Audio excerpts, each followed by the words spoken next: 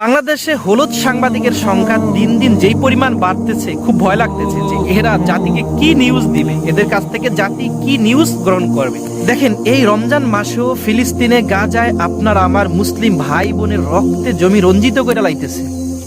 শুধু আপনার আমার ভাই, এই ছোট ছোট মাসুম বাচ্চা নবজাতক শিশুর রক্তে গোটা জমি লাল হয়ে যাইতেছে, রঞ্জিত হয়ে যাইতেছে। আর এই হলুদ হামবাদিকরা, এদেরকে সাংবাদিক বলা যাইতে পারে না, এদেরকে হামবাদিক বলা যাইতে পারে। দেখেন, এই হামবাদিকরা সেই গাজার শিশুদের রক্ত রাইখা, সেই শিশুদের লাল রক্ত রাইখা এরা কি করতেছে, তরমুজের লাল নিয়ে ব্যস্ত হয়ে পড়ছে। তরমুজ আলা কোথায় গেল, কোথায় আছে, কোথায় কি করতেছে, সেই তরমুজ আলার পিছনে পিছনে ঘুরতে আছে। এই তরমুজ আলাকে না খাইতে দিচ্ছে, নাইতে দিচ্ছে, শুইতে দিচ্ছে, তরমুজ আলাকে শান্তি দিচ্ছে না।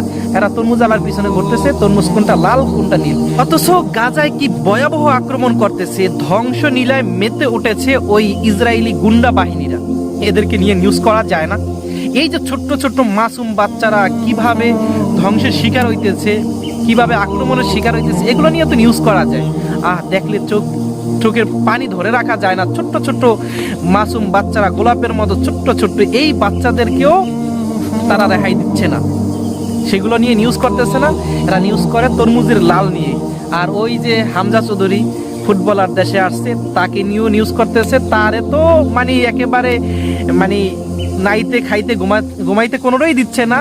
রাত দেখলাম রাত 1টা 2টা 3টা পর্যন্ত তার বাড়ির সামনে গিয়ে এই হলুদ সাংবাদিকরা ভিড় করতেছে, তার ইন্টারভিউ নিচ্ছে। আর আপনারা খেয়াল করেছেন ইন্টারভিউর ধরন কি জঘন্য। সে এত দূর থেকে জার্নি করে আসছে, সেই হামজা সাহেবকে জিজ্ঞাসা যে এত দূর থেকে আসছেন, কেমন লাগতেছে, কি আশা, সেই ধরনের, এবং প্রশ্ন করে সাকিব আল হাসান বড় না আপনি বড়। আন্তর্জাতিক নিউজগুলো রাখে এগুলো কি ইন্টারভিউর বিষয়? এগুলো নিয়ে নিউজ করা, এগুলোই কি তাদের দায়িত্ব?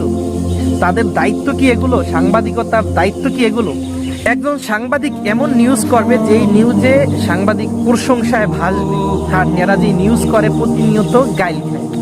এদেরকে গালাগালি করতে করতে মানুষ আজ অতিষ্ঠ হয়ে গেছে। এদের নিউজ আর মানুষ দেখতে চায় না। সবচেয়ে দুঃখজনক যে বিষয়টা, যেটা বলতেছিলাম, যে গাজায় ফিলিস্তিনে আপনার আমার মুসলিম ভাই রমজান মাসেও ধ্বংসের দ্বার প্রান্তে দাঁড়িয়ে আছে। তাদেরকে নিয়ে ধ্বংসের খেলায় মেতে উঠেছে সেই ইসরায়েলি গুন্ডা বাহিনী। এগুলো নিয়ে এই হলুদ সাংবাদিকরা কোনো ধরনের, কোনো প্রকারের মাথা ব্যথা নেই, কোনো নিউজই করতেছে না। এগুলো নিয়ে নিউজ করলে নিউজ হয় না, কি আর বলবো, এদেরকে বলার মতো ভাষা নাই। যাই হোক দর্শক, ভিডিও শেষ করে দিচ্ছি। দেখা হবে পরের কোনো ভিডিওতে। ভিডিও সংক্রান্ত আপনার মূল্যবান মতামত অবশ্যই আমাদের কমেন্ট সেকশনে লিখে যাবে।